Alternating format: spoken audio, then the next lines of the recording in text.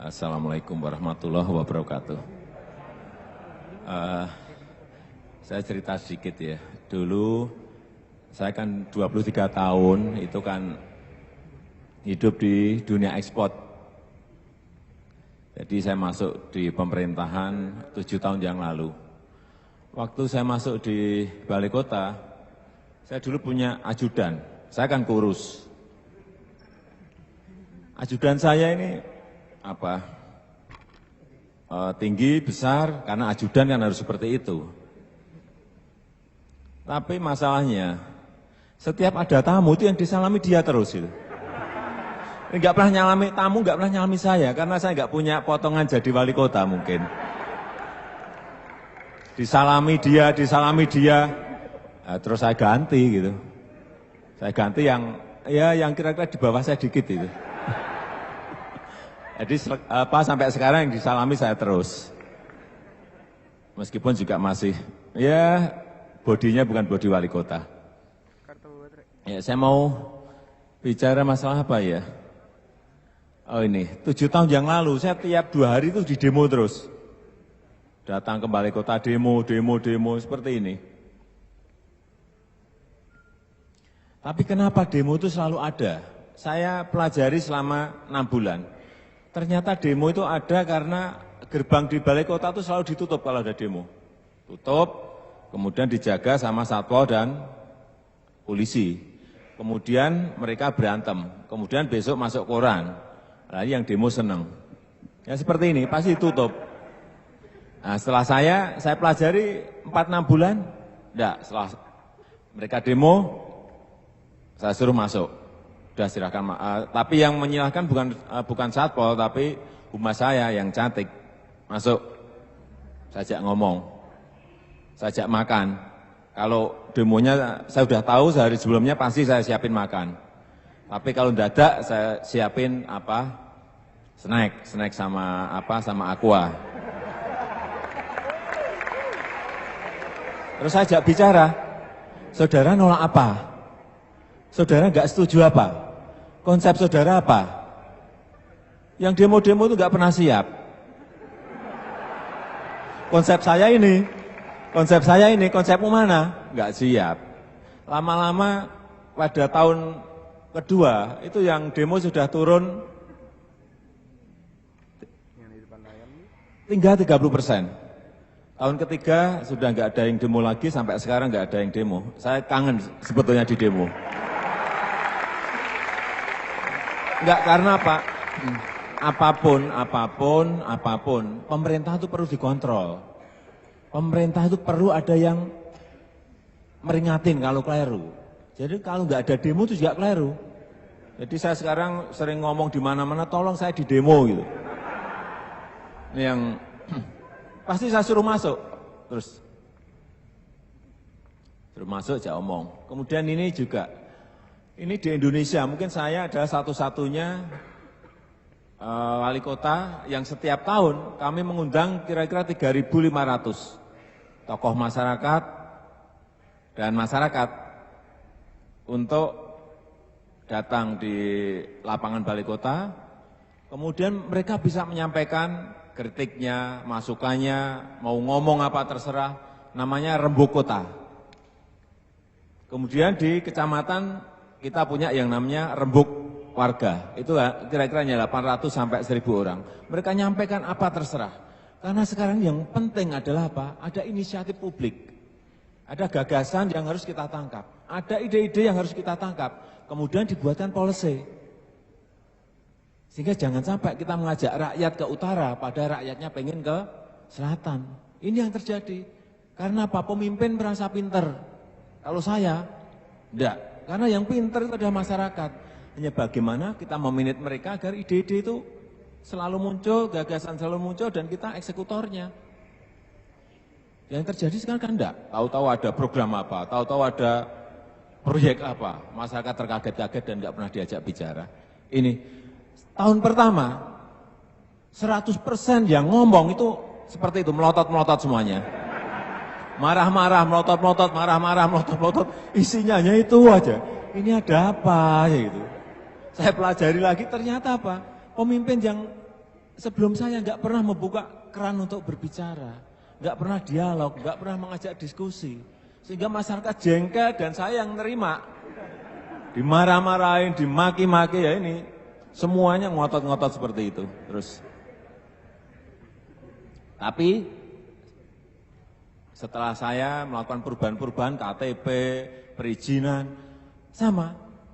Tahun kedua yang marah tinggal 20%. Tahun ketiga mereka hanya menyampaikan ide yang bagus, gagasan yang bagus untuk kotanya. Kemudian ada input-input yang baik untuk kotanya. Setelah dibuka seperti itu, tapi pertama 100% marah-marah semuanya. Tahun kedua tinggal 20%, tahun kita sudah enggak ada. Karena apa? Ini yang kami lakukan. Jadi 7 tahun yang lalu tepat melayani KTP kita seperti ini. Ini sudah 30 tahun itu tempat KTP seperti ini. Yang untuk tempat tunggu itu kursinya gembreng itu Gembreng. Gembreng itu apa ya? Kursi seng ya. Kursi seng hanya satu seperti itu. Kemudian kalau ngurus KTP itu 3 minggu, 2 minggu tergantung amplopnya.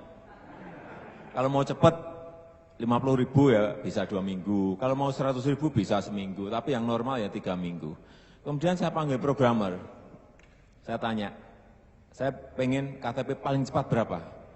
Programmer mengatakan ke saya, bisa Pak Jokowi 8 menit. Saya kaget juga, dari 3 minggu 8 menit.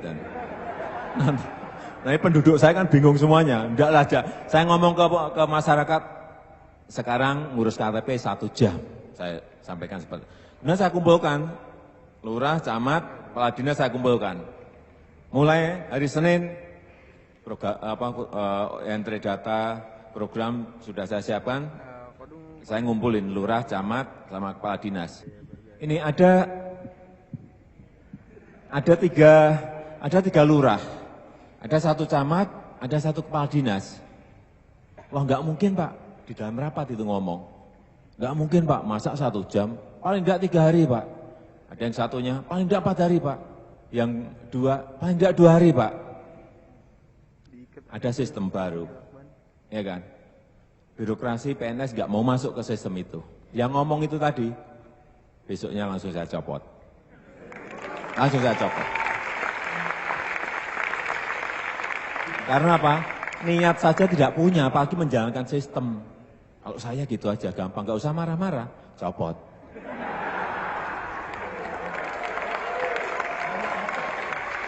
Nah ini, dari tempat yang tadi sebelumnya, yang ini setelahnya. Kayak bank, tempat pelayanan KTP kayak bank, terbuka, transparan, bayarnya sesuai dengan perda 5.000 dan 1 jam jadi.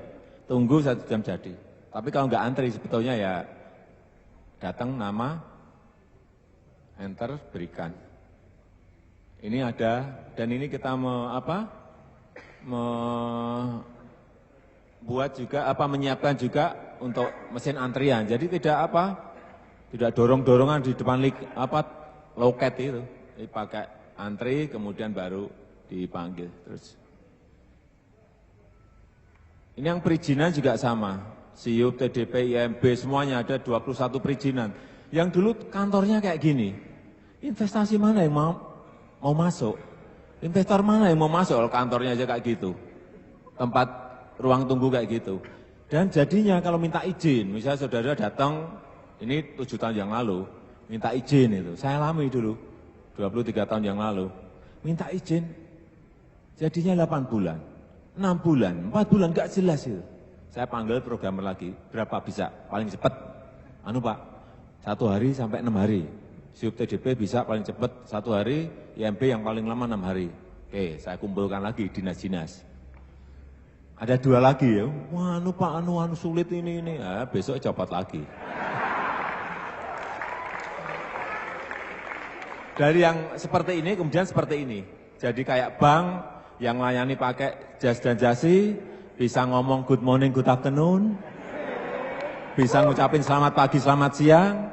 Yang paling penting tidak pakai seragam PNS yang hijau-hijau itu. Ini pakai jas jasi, kelihatan profesional tapi mereka PNS. Dan yang saya pakai ada yang muda-muda, setahun 2 tahun baru jadi PNS. Karena apa? Saya harus mencuci otak agar bisa melayani, agar bisa ngucapin selamat pagi, selamat siang, dan yang paling penting adalah melayani masyarakat dengan cepat, sehari sampai 6 hari. Ada touchscreen-nya seperti ini, syaratnya jelas, uang yang harus bayar juga jelas, di situ ada semuanya. Kemudian selesai berapa hari juga jelas. Ini transparansi. Saya kira zamannya seperti ini enggak musim lah ya. Izin masih ditulis pakai tangan. 6 bulan, 8 bulan sudah lupakan seperti itu. Terus. Kemudian saya juga niru kartu kredit. Dulu waktu saya 7 tahun yang lalu waktu jadi wali kota, itu setiap pagi, itu ada 30 sampai 40 warga yang datang di depan kantor itu. Ada anaknya sakit, nggak bisa masuk rumah sakit. Ada bapaknya yang sudah sakit di rumah sakit, nggak bisa bawa pulang, nggak bisa bayar. Ada ibunya yang sakit, nggak bisa bawa rumah. Banyak sekali, hampir setiap hari 30-40 warga yang datang. Karena mereka betul-betul nggak mempunyai kemampuan. Saya sedih dan itu harus kita selesaikan dengan dengan kasus per kasus. Tapi menurut saya itu bisa terselesaikan kalau ada sistem. Setelah 2 tahun kita berpikir, godok, akhirnya ketemu ini, program yang namanya PKMS. Jadi pemeliharaan kesehatan masyarakat Surakarta, masyarakat Solo. Ada yang gold, ini kayak kartu kredit. Ada yang kartu gold, ada yang kartu silver. Kalau kartu kredit yang gold kan yang kaya. Kalau yang ini yang gold yang paling miskin. Jadi sekarang di Solo ini sudah 76% dari penduduk yang sudah pegang ini. Silver dan gold. Kalau yang gold ini sampai yang namanya cuci darah, kemoterapi kanker itu dilayani. Jadi yang dilayani apa, yang tidak dilayani apa itu ada di sini. Ini sistem. Kemudian untuk manajemen controllingnya, di sini ada by name, by address, ada foto semuanya. Tidak menganggarkan saja. Dulu anggaran untuk kesehatan hanya 1,4, sekarang 19 miliar yang harus saya siapin untuk ini. Dan nyatanya APBD kita juga mampu, nggak ditambah-tambahin juga dari pemerintah pusat. Mampu. Hasilnya apa? 2 tahun setelah saya jadi wali kota, nggak ada lagi yang nunggu saya di depan kantor. Artinya sistem ini sudah berjalan dengan baik, tapi nunggu 2 tahun saya menemukan sistem ini. Sekolah juga sama, kami punya yang namanya BPMKS, kartunya seperti ini selalu saya kantongi di mana-mana kalau berbicara. Tapi ada platinumnya, ada platinum, ada gold, ada silver. Kalau yang platinum ini juga paling miskin. Ini anak-anaknya kita beri seragam gratis, sepatu gratis, buku gratis, kemudian apa lagi? Seragam, buku, sepatu, apa lagi ya? Tas, ya, dan untuk biaya sekolah tentu saja. Dan di belakangnya ada yang diberi apa. Dan yang gold ini untuk biaya-biaya, yang silver juga sama. Ini sistem lagi. Dan setelah itu juga sama, kalau pas akhir tahun nggak ada yang ke saya lagi untuk minta, nggak bisa ngambil rapot, nggak bisa ngambil ijazah, karena sudah ada ini.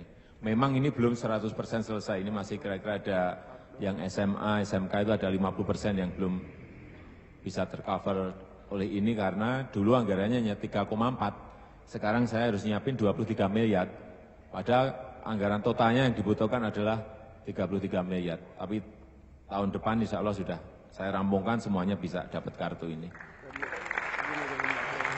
Terus. Ini juga saya paling sedih tiap hari kalau nonton TV isinya apa? Penggusuran PKL dengan cara-cara seperti ini. Ingat ya, di Undang-Undang Dasar 45 kita, jelas bahwa pemerintah negara itu melindungi rakyatnya. Di situ jelas sekali tercantum. Tapi yang terjadi pemerintah malah seperti ini. Nah, kekeliruan. Satpol dibentuk malah mukuli rakyat seperti ini. Keliru. Sudah melanggar undang-undang kalau saya. Keliru. Dan ini sekarang kejadian di mana-mana. Saya hanya ingin memberikan inspirasi bahwa yang kita lakukan seperti ini keliru. Dan kalau saudara lihat, yang namanya Kepala Satpol PP di seluruh Indonesia, ini saya sudah muter di seluruh Indonesia, pasti tinggi, besar, dan berkumis. Ini Kepala Satpol PP saya 7 tahun yang lalu, tapi pas kumisnya nggak ada. Kalau pas ada serem sekali, serem betul, ini tinggi, besar, dan gede sekali. Saya jengkel, masa Kepala Satpol PP harus seperti ini. Langsung saya ganti dengan, nah ini.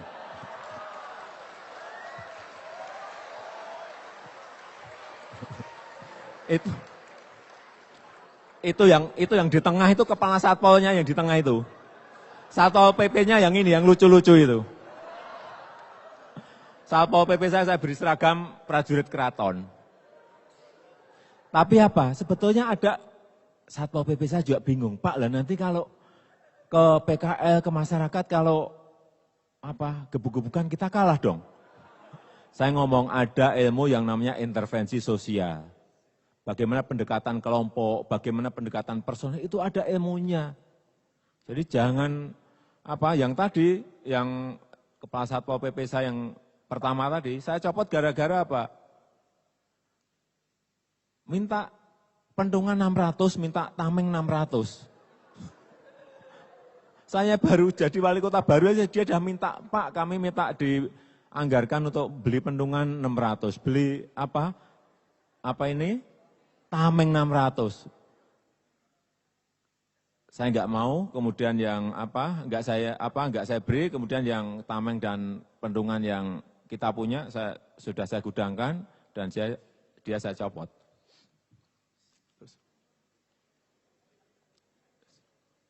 Nah, ini yang cara-cara penanganan yang keliru tadi.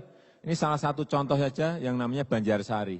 Kalau orang Solo ada yang pernah ke Solo, ini namanya senternya kota, ada PKL sebanyak 989 orang di sini. Dan sudah menduduki ini kira-kira 20-25 tahun. Tempatnya jadi kumuh seperti ini, padahal ini adalah dulu ruang terbuka hijau kota. Jalan yang lebar semuanya dipakai oleh PKL, sudah 5 periode wali kota nggak bisa mindahin.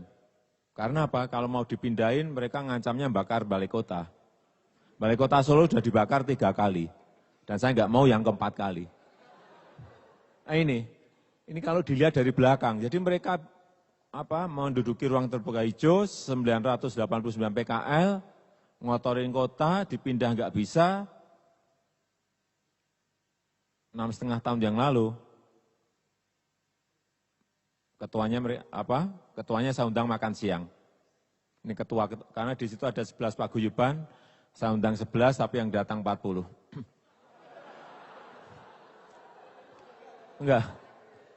Saya undang makan siang, tapi yang ada yang dampingi dari advokasi. Mereka tahu ini wali kota baru pasti mau mindahin kita. Mereka bawa advokasi, bawa LSM yang enggak apa-apa. Saya undang makan siang, setelah makan saya suruh pulang. Lupa, enggak ada diskusi Pak, enggak. Saya yang undang makan siang gitu. Saya suruh pulang. Kemudian 3 hari berikut saya undang makan malam lagi. Enggak ngomong lagi juga. Lupa masa enggak ada ngomong enggak? Enggak. Saya yang undang saudara-saudara makan malam. Saya undang lagi, ini sudah yang ke-30-an, 35 ini. Sudah saya perbanyak lagi, ketua sekretaris paguyuban saya undang. Sampai yang terakhir ini, yang ke-54, ini saya undang semuanya. Kemudian saya ngomong, Bapak Ibu, saudara-saudara sekalian, akan saya pindahkan dari tempat yang lama ke tempat yang baru namanya Semanggi. Mereka diam semuanya. Artinya, setuju ya? Ya Pak.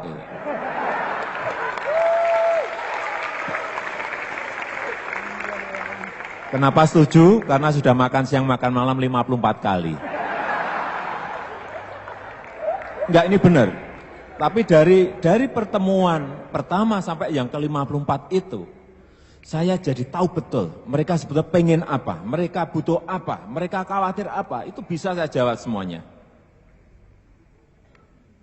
Waktu mereka tanya ke ke saya, Pak, kami mau pindah, tapi minta trayek ke tempat yang baru, itu sudah pertemuan dia ke-40, sekian ke atas. Asal Bapak bisa menyiapkan 9 trayek. Wah, enggak dong, jangan 9 trayek. 3 trayek, akhirnya mereka setuju. Jalannya yang dulu hanya 3 meter, minta dilebarkan jadi 6 meter. Oke, saya lihat anggaran ada, ya saya setuju 6 meter. Yang paling sulit waktu mereka, Pak, bertanya, Pak, kami mau pindah, tapi Bapak harus jamin omset kita nanti di tempat yang baru minimal sama seperti di tempat yang lama. Kalau enggak, kami enggak mau pindah. Waduh, kan sulit juga itu pertanyaan dijawab. Saya minta waktu lagi, kemudian saya jawab pada pertemuan berikutnya. Ya, di yang pertanyaan kemarin saya jawab, masalah omset. Rezeki itu yang menentukan di atas. Tapi kalau jawaban itu aja mereka enggak mau pindah. Nanti setelah saudara pindah, akan saya iklankan di TV 4 bulan, TV lokal. Akan saya pasang baliho spanduk di seluruh kota 4 bulan. Akan saya iklankan di koran lokal selama 4 bulan. Mereka mikir, mereka kan bisnis, PKL itu kan bisnismen. Mereka mikir, masuk akal. Wah, ini wali kota yang baru ini agak pinter itu.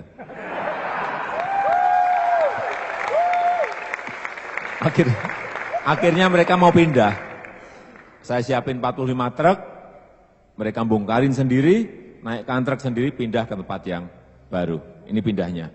Dan saya pindahkan dengan kirap prajurit keraton. Saya kirap dengan prajurit keraton. Mereka senang sekali. Dan saya 3 tahun yang lalu saya diundang di UNON, United Nation on Nairobi, untuk cerita masalah ini. Saya diberi waktu 8 menit, cerita masalah kepindahan PKL ini di hadapan 3.000 peserta Governing Council, dan mereka juga tertawa seperti tadi. Dan mereka pindahnya bawa tumpeng satu persatu sebagai simbol kemakmuran di tempat yang baru. Tapi saya deg-degan, karena apa? Ya nanti kalau di tempat baru laku, kalau enggak, saya takut betul, karena juga sulit kan mengatur, mengelola bisnis yang macam-macam seperti itu. Terus ini tempat yang lama, sekarang sudah menjadi ruang terbuka hijau kembali. Terus, ini pasar yang baru, jadi kami menyiapkan kiosnya, dan saya berikan gratis kepada mereka, nggak membayar sama sekali. Dan juga saya berikan siup TDP sekalian. Ini nanti wali kota yang berikutnya biar nggak bisa bongkar-bongkar lagi, saya beri siup TDP, artinya status hukum mereka menjadi jelas dan mereka pegang. Pokoknya yang telah kita tata, sekarang kita telah menata 23 lokasi, tata, rampung, beri siup TDP. Nih, rampung, nih. Ini yang tempat yang lain, dulunya seperti ini, kemudian kita buatin shelter seperti ini. Nih, dan gratis juga. Kemudian tempat yang lama sekarang menjadi ruang terbuka hijau kembali. Dulu ini penuh PKL, kanan, kiri, kanan, sampai ke ujung sana penuh semuanya. Terus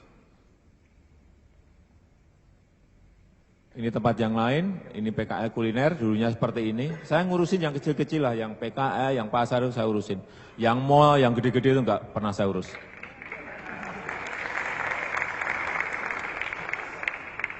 Nah, ini yang dulu seperti tadi, sekarang menjadi seperti ini. Coba sebelumnya tadi. Nah, ini sebelumnya seperti ini, kotor, bau, kemudian yang baru seperti ini. Dulu kita hanya membiayai tahun pertama 1,3, tahun kedua sudah diambil alih oleh sponsor. APBD enggak membiayai lagi, karena sudah sudah dianggap itu bisa memberikan keuntungan promosi bagi sponsor. Ini PKL-nya juga saya desainkan sendiri, celemek dan topi. Ini yang desain saya sendiri. Tapi ngurus yang kecil-kecil ini sulit loh, sulit betul. Ini celemek ini kadang 2 hari pakai, 2 hari tidak, 3 hari dipakai, 3 hari tidak. yang dipakai terus nggak pernah dicuci.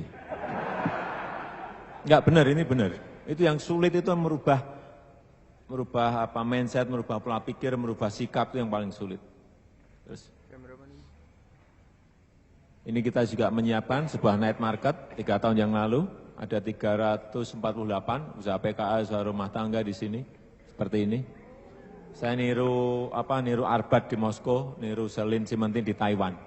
Tapi ya mirip-mirip lah. Tapi bagus yang punya saya.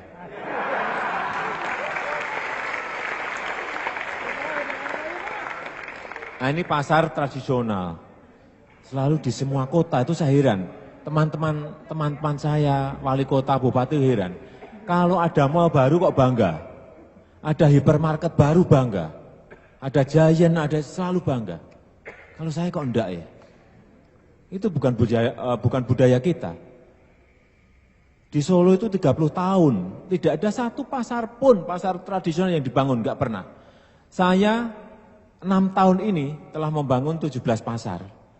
Runtuhkan, bangun semuanya, dan yang beda dengan kota yang lain, kita berikan gratis pada pedagang, enggak bayar. Ini yang beda. Terus, nah, pasar kalau kotor, becek seperti ini siapa yang mau datang? Yang dulunya seperti ini, kotor, bau, becek, kemudian kita bangun menjadi seperti ini. Yang penting gratis untuk pedagang, yang paling penting gratis. Bangunnya mudah, tapi yang memberikan gratis yang sulit. Terus, ini yang dulu seperti ini, kemudian yang baru seperti ini. Terus, yang dulu seperti ini gelap, nggak jelas. Dan seperti ini menjadi. Terus, jadi saya titip pada anak-anak muda, ya, jangan sering-sering ke mall.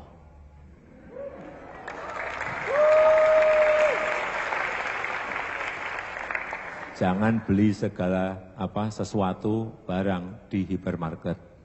Saya ngomongnya pelan-pelan biar nggak kedengaran. Ya.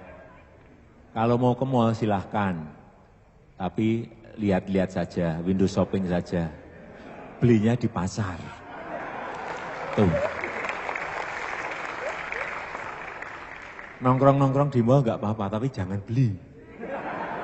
Belinya di pasar tradisional. Karena apa? Kita harus ngerti. Pasar tradisional itu adalah tempatnya produk-produk petani itu dijual. Tempatnya produk-produk nelayan, ikan dan itu dijual. Tempatnya pengrajin-pengrajin kecil, pengrajin tempe tahu itu dijual.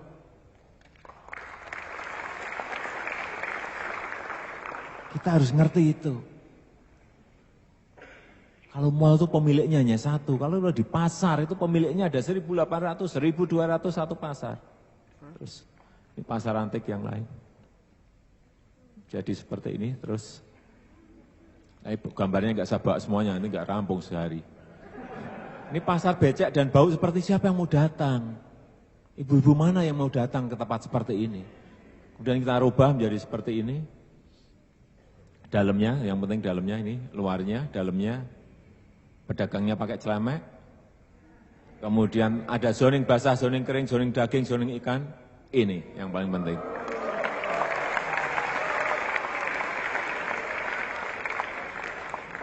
Kalau ini ibu-ibu nggak mau datang, awas. Karena apa? Barangnya itu lebih murah di pasar, karena nggak kebebanan apa AC, nggak beban listrik, nggak beban pajak. Bisa kompetisi tapi diurus, pemerintah harus ngurus yang seperti ini. Ini yang kita lupakan 30 tahun. Nggak pernah diurus pasar tradisional. Terus di Solo, selama saya 6 tahun ini menjabat, ada 15 mall yang mengajukan izin. Saya hanya berizin 1. Ada 8 hipermarket yang minta izin untuk masuk. Saya berizin hanya 1. Ada 180 minimarket minta izin, yang saya beri izin hanya 12. Biar kapok. Enggak, saya pro yang kecil-kecil gini ya, bukan apa-apa. Saya juga enggak mau dibilang anti investasi, enggak. Nyatanya saya beri izin 1 kok. Kalau anti kan nggak memberi izin. Saya nggak mau Solo dibilang anti investasi, enggak nyatanya. Tapi saya pilih-pilih. Kalau hotel silahkan, karena efeknya bisa kemana-mana. Restoran silahkan. Yang itu tadi yang saya sebut tadi enggak. Ini juga pedagang kita beri training seperti ini, cara enggak jangan yang sulit-sulit lah, pedagang cara melayani pembeli, ngucapin terima kasih, kemudian menata barang, kemudian pembukuan yang gampang-gampangan aja lah, yang keluar masuk, kemudian keuntungan berapa. Itu harus diajarin, kalau enggak mereka enggak ngerti. Kalah dengan pasar-pasar modern nanti. Terus ini pedagang-pedagang pasar semuanya. Terus nah ini city income ya. Income dari pasar tradisional dan PKL, dulu waktu saya masuk hanya 7,8 miliar. Setelah kita bangun seperti itu, dengan manajemen yang lebih baik, manajemen lebih baik, retribusi sama, itu sekarang kita menghasilkan 19,2. Hotel itu hanya 10,5 miliar. Kemudian parkir 2 miliar, reklame itu 6 miliar. Kemudian terminal hanya 1,8 miliar. Artinya apa? PKL dan pasar kalau dimanage, dikelola dengan baik akan menghasilkan income yang luar biasa, 19,2 miliar. Kalau mall itu enggak memberi apa-apa. Enggak, iya betul, karena mereka hanya bayar waktu izin IMB aja, setelah itu enggak memberi kontribusi apa-apa. Kontribusi ekonomi ada di usaha-usaha kecil seperti ini. Nah ini yang apa? Waduh, ini jamnya udah ya? Belum. Saya nanti ngelantur terus. Ini mengenai mobil SMK. Jadi ini ada cerita. 5 tahun yang lalu, Solo ini kota pertama yang mendeklarasikan diri sebagai kota vokasi. Vocational School. Karena di Solo ada 60% SMK, yang 40% SMA. Ini deklarasinya. Terus kemudian setelah deklarasi, kita mau buat apa? Kita tentukan saat itu, buat mobil. Kemudian merancang, mendesain mobil. Mobil ini sudah generasi yang ketiga. 5 tahun yang lalu buat, jelek, perbaiki. Generasi kedua, jelek, perbaiki. Yang ketiga ini buat, jelek, perbaiki. Dan sudah dipamerkan 2 tahun yang lalu. Di Surabaya pernah, di Surabaya sekali, di Jakarta 3 kali, di Bandung juga pernah sekali, di Solo nggak tahu berapa puluh kali kita pamerkan. Tapi nggak ada yang lirik, nggak ada yang lihat, nggak ada yang memberikan perhatian. Sehingga 6 bulan yang lalu saya putuskan, saya suruh memperbaiki yang paling yang diperbagus, yang paling bagus. Mobil kayak gini, kemudian saya pakai sebagai mobil dinas wali kota dan wakil wali kota ini. Sekarang sudah jadi mobil dinas kami. Ini kalau dibandingkan dengan mobil-mobil impor, harganya hanya 95 juta. Sejenis ini itu harganya 320 juta. Artinya apa? Artinya apa? Kita memberi keuntungan yang luar biasa kepada mereka. Dan yang paling penting ini adalah produk anak-anak SMK yang secara fisik, kemudian engine-nya di dalamnya semuanya 80% ini dari home industry, kemudian dikumpulin, dirakit, kemudian jadinya seperti ini. Tapi yang berat memang sampai sekarang izinnya belum keluar, uji emisi, uji kelayakan, sehingga kita sampai sekarang belum bisa berproduksi secara massal. Meskipun yang pesan sudah 6.000, belum bisa produksi karena izinnya belum keluar. Inilah problem kita, saya kira negara ini nggak ngerti. Yang menguasai kita atau yang menguasai orang asing.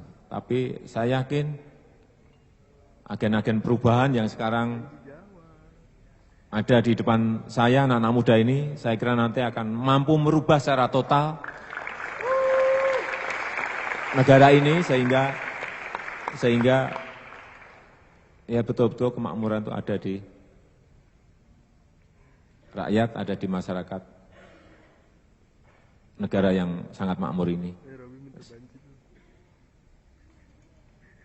Saya kira itu yang bisa saya sampaikan, dan kalau ada waktu, silahkan berkunjung ke Solo. Kan saya juga perlu promosi kan untuk kota. Datang ke Solo, kalau ke sana silahkan telepon saya.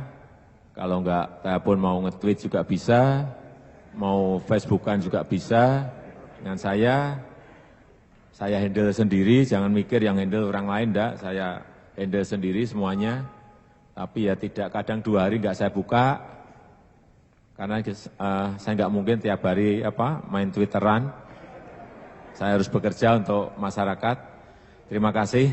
Assalamualaikum warahmatullahi wabarakatuh.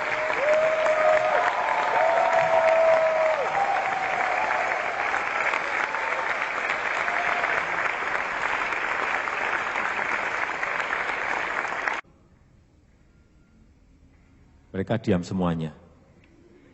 Artinya setuju ya? Iya Pak.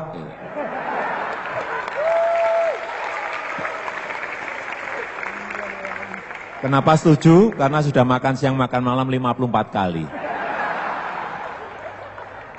Enggak, ini benar. Tapi dari pertemuan pertama sampai yang ke-54 itu, saya jadi tahu betul mereka sebetulnya pengen apa, mereka butuh apa, mereka khawatir apa, itu bisa saya jawab semuanya. Waktu mereka tanya ke saya, Pak, kami mau pindah, tapi minta trayek ke tempat yang baru, itu sudah pertemuan dia ke-40, sekian ke atas. Asal Bapak bisa menyiapkan 9 trayek. Wah, enggak dong, jangan 9 trayek. 3 trayek, akhirnya mereka setuju. Jalannya yang dulu hanya 3 meter, minta dilebarkan jadi 6 meter. Oke, saya lihat anggaran ada, ya saya setuju 6 meter. Yang paling sulit waktu mereka, Pak,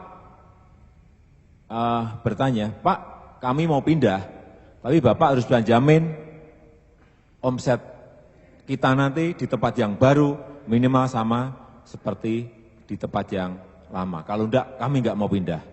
Waduh, kan sulit juga itu pertanyaan dijawab. Saya minta waktu lagi, kemudian saya jawab pada pertemuan berikutnya. Ya, yang pertanyaan kemarin saya jawab, masalah omset. Rezeki itu yang menentukan di atas. Tapi kalau jawaban itu aja mereka enggak mau pindah. Nanti setelah sudah pindah, akan saya iklankan di TV 4 bulan, TV lokal. Akan saya pasang baliho spanduk di seluruh kota 4 bulan. Akan saya iklankan di koran lokal selama 4 bulan. Mereka mikir, mereka kan bisnis, PKL itu kan bisnismen. Mereka mikir, masuk akal. Wah, ini wali kota yang baru ini agak pinter itu.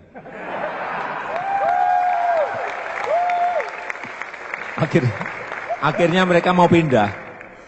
Saya siapin 45 truk, mereka bongkarin sendiri, naikkan truk sendiri, pindah ke tempat yang baru. Ini pindahnya. Dan saya pindahkan dengan kirap prajurit keraton. Saya kirap dengan prajurit keraton. Mereka senang sekali.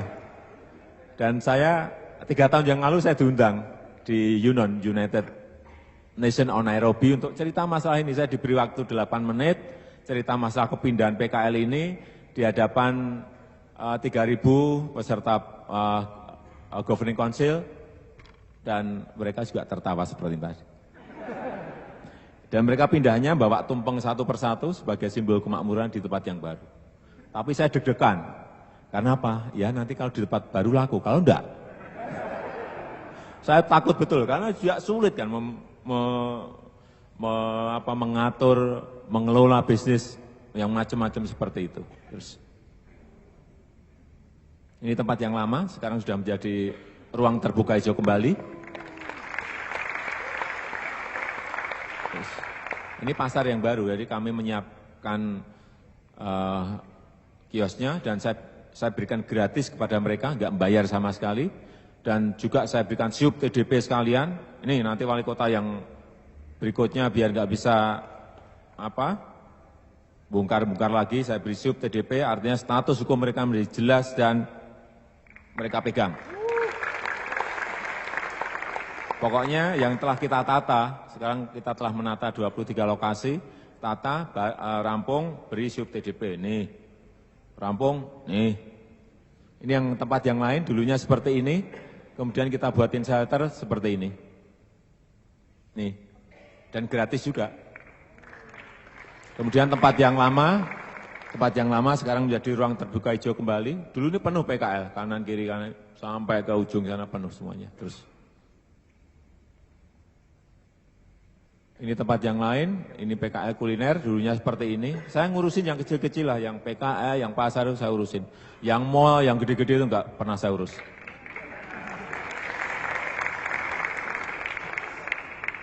Nah, ini yang dulu seperti tadi, sekarang menjadi seperti ini. Coba sebelumnya tadi. Nah, ini sebelumnya seperti ini, kotor, bau, kemudian yang baru seperti ini. Dulu kita hanya membiayai tahun pertama 1,3, tahun kedua sudah diambil alih oleh sponsor. APBD enggak membiayai lagi, karena sudah Sudah dianggap itu bisa memberikan keuntungan promosi bagi sponsor. Ini PKL-nya juga saya desainkan sendiri, celemek dan topi. Ini yang desain saya sendiri. Tapi ngurus yang kecil-kecil ini sulit loh. Sulit betul. Ini celemek ini kadang 2 hari pakai, 2 hari tidak. 3 hari dipakai, 3 hari tidak. Yang dipakai terus nggak pernah dicuci. Nggak benar, ini benar. Itu yang sulit itu merubah mindset, merubah pola pikir, merubah sikap itu yang paling sulit. Terus, ini kita juga menyiapkan sebuah night market 3 tahun yang lalu. Ada 348 usaha PKL, usaha rumah tangga di sini, seperti ini. Saya niru Arbat di Moskow, niru Selin Simentin di Taiwan. Tapi ya mirip-mirip lah. Tapi bagus yang punya saya.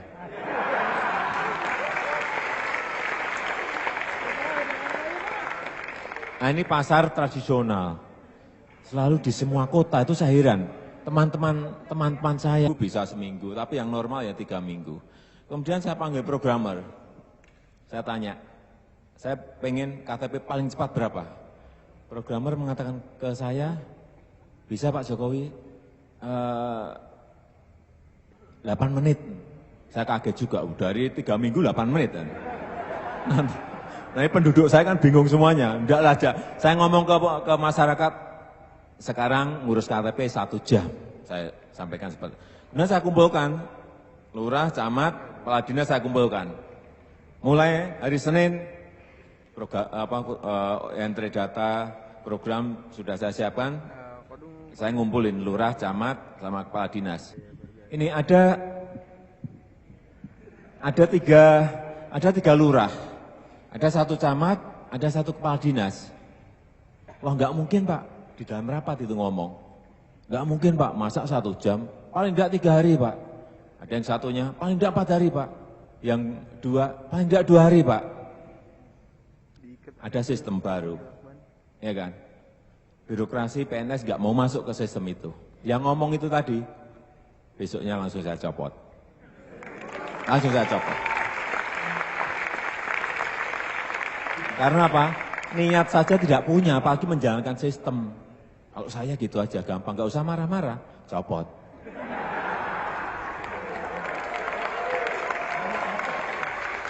Nah ini, dari tempat yang tadi sebelumnya, yang ini setelahnya. Kayak bank, tempat pelayanan KTP kayak bank, terbuka, transparan, bayarnya sesuai dengan perda 5.000 dan 1 jam jadi. Tunggu 1 jam jadi. Tapi kalau nggak antri sebetulnya ya datang nama, enter, berikan.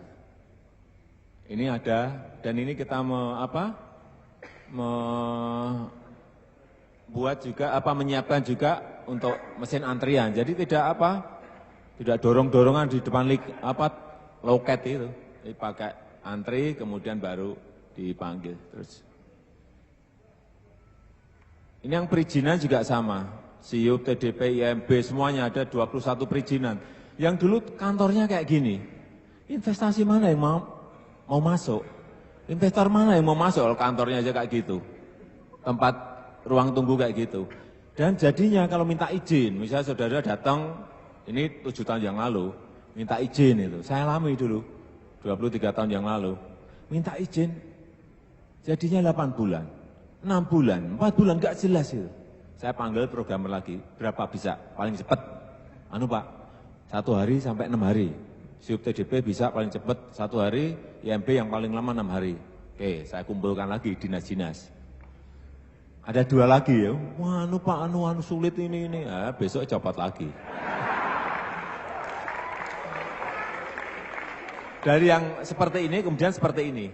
Jadi kayak bank yang layani pakai jas dan jasi, bisa ngomong good morning, good afternoon, bisa ngucapin selamat pagi, selamat siang.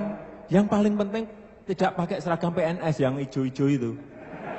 Ini pakai jas jasi, kelihatan profesional tapi mereka PNS. Dan yang saya pakai ada yang muda-muda, setahun 2 tahun baru jadi PNS. Karena apa? Saya harus mencuci otak agar bisa melayani, agar bisa ngucapin selamat pagi, selamat siang.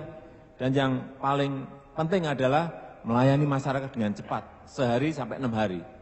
Ada touchscreen-nya seperti ini, syaratnya jelas, uang yang harus bayar juga jelas, di situ ada semuanya. Kemudian selesai berapa hari juga jelas. Ini transparansi. Saya kira zamannya seperti ini enggak musim lah ya. Izin masih ditulis pakai tangan. 6 bulan, 8 bulan sudah lupakan seperti itu. Terus. Kemudian saya juga niru kartu kredit. Dulu waktu saya 7 tahun yang lalu waktu jadi wali kota, itu setiap pagi, itu ada 30 sampai 40 warga yang datang di depan kantor itu. Ada anaknya sakit, nggak bisa masuk rumah sakit. Ada bapaknya sudah sakit di rumah sakit, nggak bisa bawa pulang, nggak bisa bayar. Ada ibunya sakit, nggak bisa bawa rumah. Banyak sekali, hampir setiap hari 30-40 warga yang datang. Karena mereka betul-betul nggak mempunyai kemampuan. Saya sedih dan itu harus kita selesaikan dengan dengan kasus per kasus. Tapi menurut saya itu bisa terselesaikan kalau ada sistem. Setelah 2 tahun kita berpikir, godok, akhirnya ketemu ini, program yang namanya PKMS. Jadi pemeliharaan kesehatan masyarakat Surakarta, masyarakat Solo. Ada yang gold, ini kayak kartu kredit. Ada yang kartu gold, ada yang kartu silver. Kalau kartu kredit yang gold kan yang kaya. Kalau yang ini yang gold yang paling miskin. Jadi sekarang di Solo ini sudah 76% dari penduduk yang sudah pegang ini. Silver dan gold. Kalau yang gold ini sampai yang namanya cuci darah, kemoterapi kanker itu dilayani. Jadi yang dilayani apa, yang tidak dilayani apa itu ada di sini. Ini sistem. Kemudian untuk manajemen controllingnya, di sini ada by name, by address, ada foto semuanya. Tidak menganggarkan saja. Dulu anggaran untuk kesehatan hanya 1,4, sekarang 19 miliar yang harus saya siapin untuk ini. Dan nyatanya APBD kita juga mampu, nggak ditambah-tambahin juga dari pemerintah pusat. Mampu. Hasilnya apa? 2 tahun setelah saya jadi wali kota, nggak ada lagi yang nunggu saya di depan kantor. Ya, wali kota bupati heran, kalau ada mall baru kok bangga, ada hipermarket baru bangga, ada Giant, ada selalu bangga. Kalau saya kok enggak ya? Itu bukan budaya kita. Di Solo itu 30 tahun, tidak ada satu pasar pun, pasar tradisional yang dibangun, enggak pernah. Saya 6 tahun ini telah membangun 17 pasar. Runtuhkan, bangun semuanya, dan yang beda dengan kota yang lain, kita berikan gratis pada pedagang, enggak bayar. Ini yang beda. Terus, ya, pasar kalau kotor, becek seperti ini siapa yang mau datang? Yang dulunya seperti ini, kotor, bau, becek, kemudian kita bangun menjadi seperti ini. Yang penting gratis untuk pedagang, yang paling penting gratis. Bangunnya mudah, tapi yang memberikan gratis yang sulit. Terus. Ini yang dulu seperti ini, kemudian yang baru seperti ini. Terus yang dulu seperti ini gelap, nggak jelas, dan seperti ini menjadi. Terus, jadi saya titip pada anak-anak muda, ya, jangan sering-sering ke mall.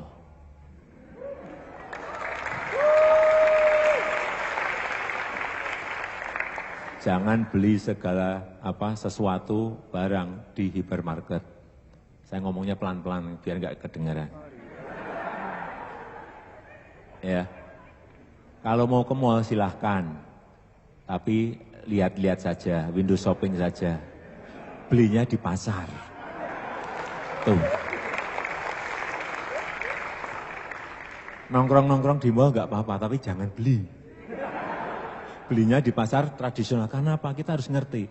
Pasar tradisional itu adalah tempatnya produk-produk petani itu dijual. Tempatnya produk-produk nelayan, ikan dan itu dijual. Tempatnya pengrajin-pengrajin kecil, pengrajin tempe tahu itu dijual.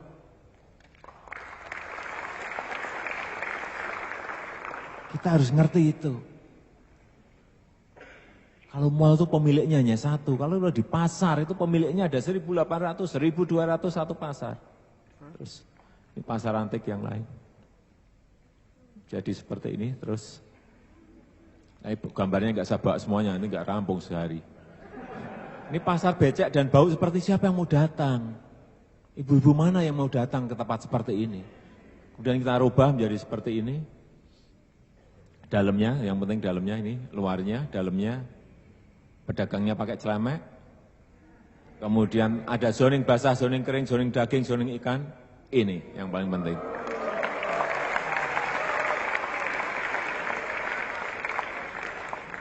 Kalau ini ibu-ibu nggak mau datang, awas. Karena apa? Barangnya itu lebih murah di pasar, karena nggak kebebanan AC, nggak beban listrik, nggak beban pajak. Bisa kompetisi tapi diurus, pemerintah harus ngurus yang seperti ini. Ini yang kita lupakan 30 tahun. Nggak pernah diurus pasar tradisional. Terus di Solo, selama saya 6 tahun ini menjabat, ada 15 mall yang mengajukan izin. Saya hanya berizin 1. Ada 8 hipermarket yang minta izin untuk masuk. Saya berizin hanya 1. Ada 180 minimarket minta izin, yang saya beri izin hanya 12. Biar kapok. Enggak, saya pro yang kecil-kecil gini ya, bukan apa-apa. Saya juga enggak mau dibilang anti investasi, enggak. Nyatanya saya beri izin 1 kok. Kalau anti kan enggak memberi izin. Saya enggak mau Solo dibilang anti investasi, enggak, nyatanya. Tapi saya pilih-pilih, kalau hotel silahkan, karena efeknya bisa kemana-mana. Restoran silahkan, yang itu tadi yang saya sebut tadi enggak. Ini juga pedagang kita beri training seperti ini, enggak, jangan yang sulit-sulit lah, pedagang cara melayani pembeli, ngucapin terima kasih, kemudian menata barang, kemudian pembukuan yang gampang-gampangan aja lah, yang keluar masuk, kemudian keuntungan berapa, itu harus diajarin. Kalau enggak mereka enggak ngerti, kalah dengan pasar-pasar modern nanti. Terus ini pedagang-pedagang pasar semuanya. Terus, nah ini city income ya. Income dari pasar tradisional dan PKL, dulu waktu saya masuk hanya 7,8 miliar. Setelah kita bangun seperti itu, dengan manajemen yang lebih baik, manajemen lebih baik, retribusi sama, itu sekarang kita menghasilkan 19,2. Hotel itu hanya 10,5 miliar. Kemudian parkir 2 miliar, reklame itu 6 miliar, kemudian terminal hanya 1,8 miliar. Artinya apa? PKL dan pasar kalau dimanage, dikelola dengan baik akan menghasilkan income yang luar biasa, 19,2 miliar. Kalau mall itu enggak memberi apa-apa. Enggak, iya betul, karena mereka hanya bayar waktu izin IMB aja, setelah itu enggak memberi kontribusi apa-apa. Kontribusi ekonomi ada di usaha-usaha kecil seperti ini. Nah ini yang apa? Waduh, ini jamnya udah ya? Belum. Saya nanti ngelantur terus. Ini mengenai mobil SMK. Jadi ini ada cerita. 5 tahun yang lalu, Solo ini kota pertama yang mendeklarasikan diri sebagai kota vokasi. Assalamualaikum warahmatullahi wabarakatuh. Saya cerita sedikit ya. Dulu saya kan 23 tahun, itu kan hidup di dunia ekspor. Jadi saya masuk di pemerintahan 7 tahun yang lalu.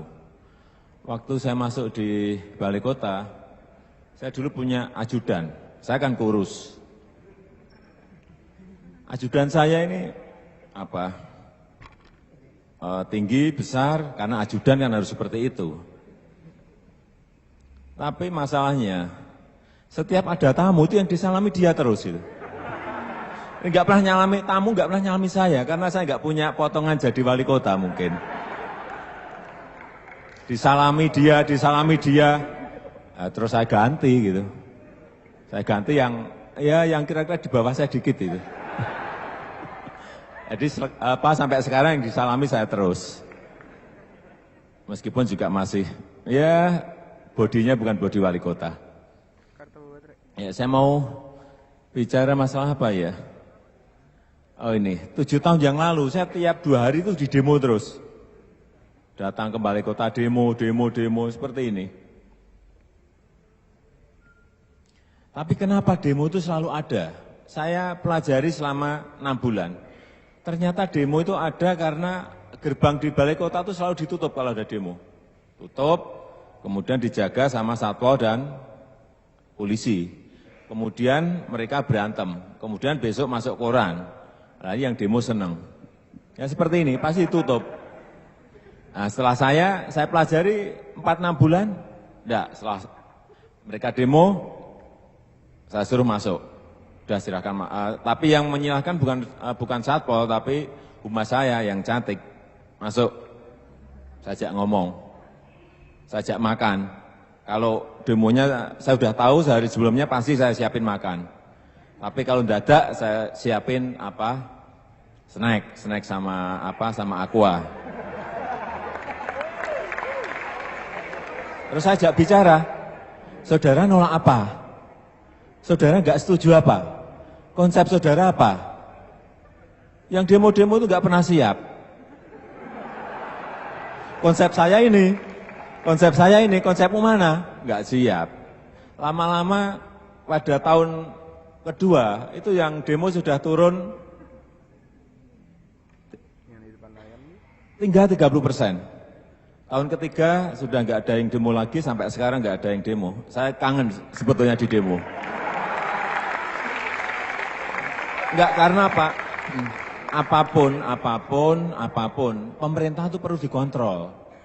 Pemerintah itu perlu ada yang meringatin kalau keliru. Jadi kalau nggak ada demo itu juga keliru. Jadi saya sekarang sering ngomong di mana-mana, tolong saya di demo gitu. Ini yang pasti saya suruh masuk, terus suruh masuk saya omong. Kemudian ini juga, ini di Indonesia mungkin saya adalah satu-satunya wali kota yang setiap tahun kami mengundang kira-kira 3.500 tokoh masyarakat dan masyarakat untuk datang di lapangan balai kota, kemudian mereka bisa menyampaikan kritiknya, masukannya, mau ngomong apa terserah, namanya rembuk kota. Kemudian di kecamatan kita punya yang namanya rembuk warga, itu kira-kira 800 sampai 1.000 orang. Mereka nyampaikan apa terserah. Karena sekarang yang penting adalah apa? Ada inisiatif publik. Ada gagasan yang harus kita tangkap. Ada ide-ide yang harus kita tangkap. Kemudian dibuatkan policy. Sehingga jangan sampai kita mengajak rakyat ke utara, pada rakyatnya pengen ke selatan. Ini yang terjadi. Karena apa? Pemimpin merasa pinter. Kalau saya, enggak. Karena yang pinter itu adalah masyarakat. Hanya bagaimana kita meminit mereka agar ide-ide itu selalu muncul, gagasan selalu muncul, dan kita eksekutornya. Yang terjadi sekarang kan enggak. Tahu-tahu ada program apa, tahu-tahu ada proyek apa, masyarakat terkaget-kaget dan enggak pernah diajak bicara. Ini tahun pertama, 100% yang ngomong itu seperti itu, melotot-melotot semuanya. Marah-marah, melotot-melotot, marah-marah, melotot-melotot, isinya hanya itu aja. Ini ada apa ya gitu. Saya pelajari lagi, ternyata apa? Pemimpin yang sebelum saya nggak pernah membuka keran untuk berbicara, nggak pernah dialog, nggak pernah mengajak diskusi. Sehingga masyarakat jengkel dan saya yang nerima. Dimarah-marahin, dimaki-maki, ya ini semuanya ngotot-ngotot seperti itu. Terus, tapi setelah saya melakukan perubahan-perubahan KTP, perizinan, sama. Tahun kedua yang marah tinggal 20%. Tahun ketiga mereka hanya menyampaikan ide yang bagus, gagasan yang bagus untuk kotanya. Kemudian ada input-input yang baik untuk kotanya. Setelah dibuka seperti itu, tapi pertama 100% marah-marah semuanya. Tahun kedua tinggal 20%, tahun kita sudah enggak ada. Karena apa? Ini yang kami lakukan. Jadi 7 tahun yang lalu tepat melayani KTP kita seperti ini. Ini sudah 30 tahun itu tempat KTP seperti ini. Yang untuk tempat tunggu itu kursinya gembreng itu Gembreng. Gembreng itu apa ya? Kursi seng ya. Kursi seng hanya satu seperti itu. Kemudian kalau ngurus KTP itu 3 minggu, 2 minggu tergantung amplopnya.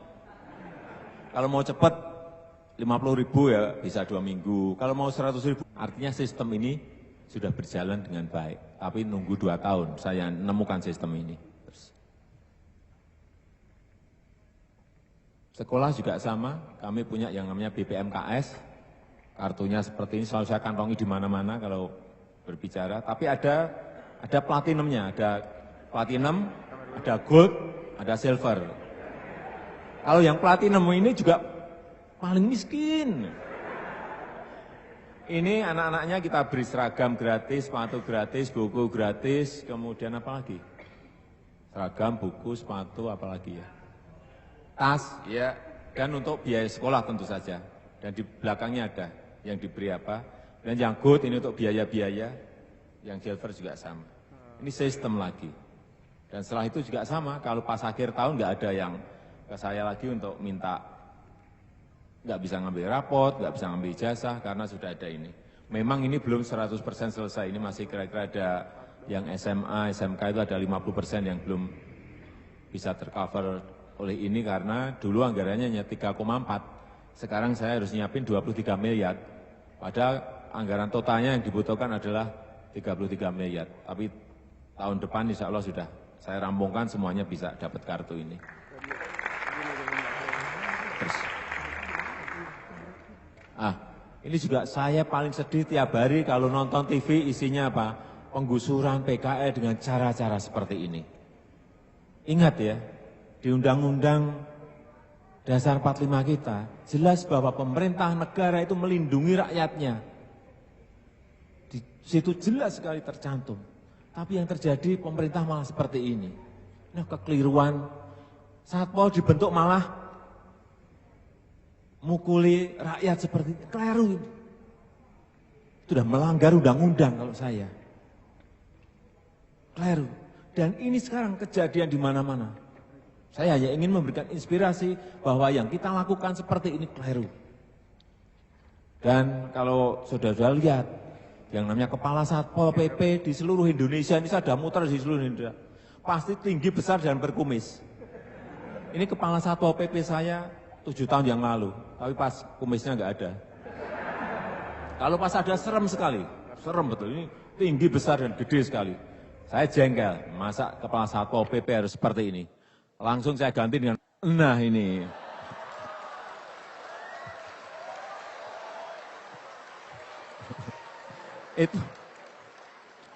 Itu yang di tengah itu Kepala Satpolnya yang di tengah itu. Satpol PP-nya yang ini, yang lucu-lucu itu. Satpol PP saya beri seragam prajurit keraton.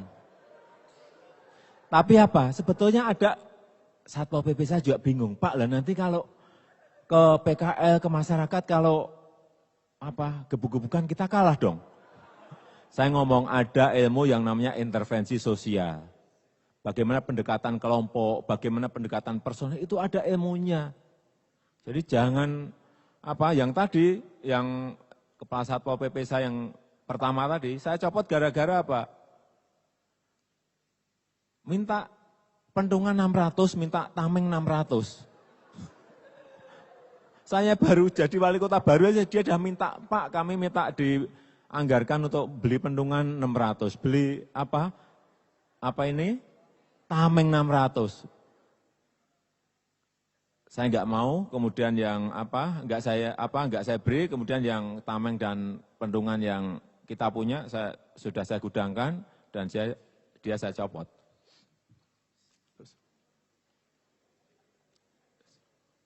Nah ini yang cara-cara penanganan yang keliru tadi. Ini salah satu contoh saja yang namanya Banjarsari. Kalau orang Solo ada yang pernah ke Solo, ini namanya senternya kota, ada PKL sebanyak 989 orang di sini. Dan sudah menduduki ini kira-kira 20-25 tahun. Tempatnya jadi kumuh seperti ini, padahal ini adalah dulu ruang terbuka hijau kota. Jalan yang lebar semuanya dipakai oleh PKL, sudah 5 periode wali kota nggak bisa mindahin. Karena apa? Kalau mau dipindahin, mereka ngancamnya bakar balai kota. Balai kota Solo sudah dibakar 3 kali.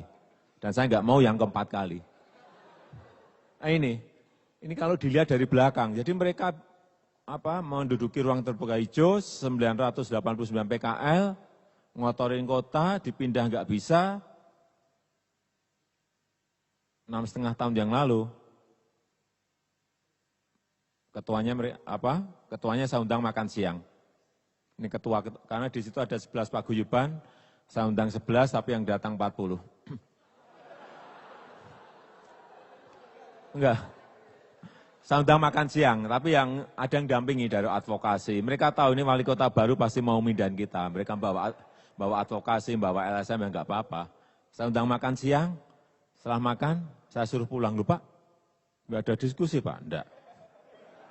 Saya yang undang makan siang, gitu. Saya suruh pulang. Kemudian 3 hari berikut saya undang makan malam lagi. Enggak ngomong lagi juga. Lupa masa enggak ada ngomong enggak? Enggak. Saya yang undang saudara-saudara makan malam. Saya undang lagi, ini sudah yang ke-30-an, 35 ini. Sudah saya perbanyak lagi, ketua sekretaris paguyuban saya undang. Sampai yang terakhir ini, yang ke-54, ini saya undang semuanya. Kemudian saya ngomong, Bapak Ibu, saudara-saudara sekalian, akan saya pindahkan dari tempat yang lama ke tempat yang baru namanya Semanggi.